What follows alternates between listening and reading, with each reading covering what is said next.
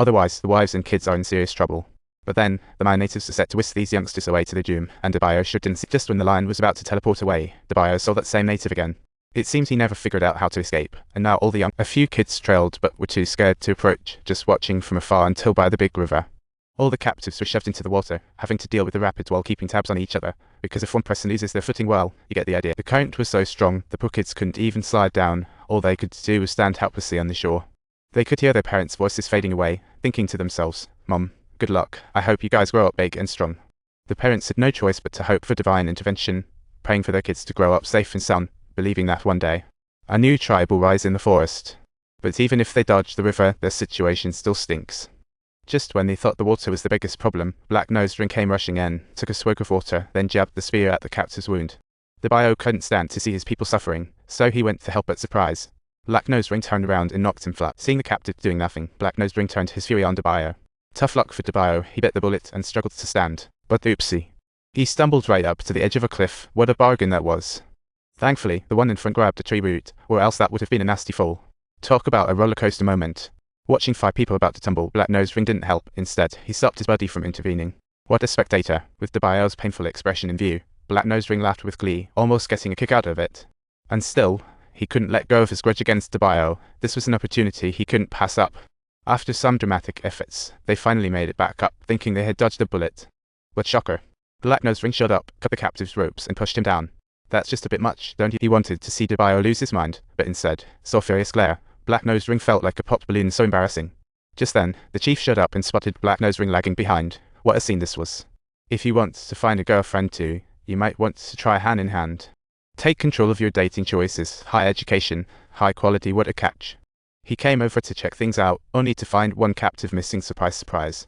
Upon witnessing the chief's furious expression, Black Nose Ring was extremely nervous, trembling slightly with fear. The chief strutted over with his weapon ready, and Black Nose Ring was frozen, speechless. The chief's intimidation worked, and Black Nose Ring breathed a sigh of relief. Talk about being stuck between a rock and a hard place. But hold on, the real danger was just around the corner. Soon, all the captives were back at the village. The male captives were covered in blue paint, while the female captives were neatly lined up on the verge of performing on stage. Their husbands could only watch helplessly as their wives were led away, feeling utterly anxious. Before long, all the male captives were taken to a clearing where the chief handed a weapon to his son, telling him to get ready. Black Nose Ring pulled out his dagger, cooling down, preparing for the worst with the captives.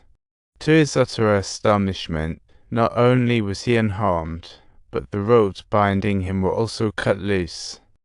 What an unexpected twist indeed. The chance to live was right there. They weren't about to miss out. They made a run for it. But never underestimate the Mayan natives. They were hot on their heels, launching attacks. One guy got hit by a rock, laying on the ground, panting. Chubby was totally pale with fright. The Mayan natives were ready with their spears. One even traced out a beautiful lock in the air, aimed right for Chubby.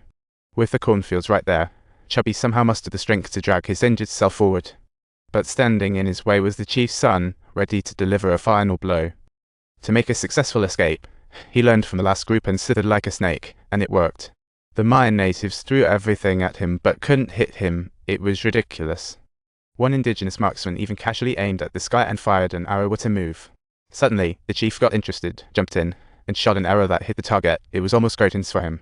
Just when they thought the game was over, the next act was about to unfold. Just as the sun was about to strike, Chubby yanked him down. What a clever counter. In that instant, the chief was shot while Chubby flipped around to get ready. But the next second, the sun just toppled over. What a twist. The chief saw Chubby rushing over and thought, hurry up and escape. Talk about anxiety. But all of a sudden, the chief realized his son was now a cold corpse. What a nightmare. What started as a simple game turned into a deadly tragedy. Unbelievable. In that moment, he vowed to avenge his son, ready to embark on an unending hunt for Dabayo.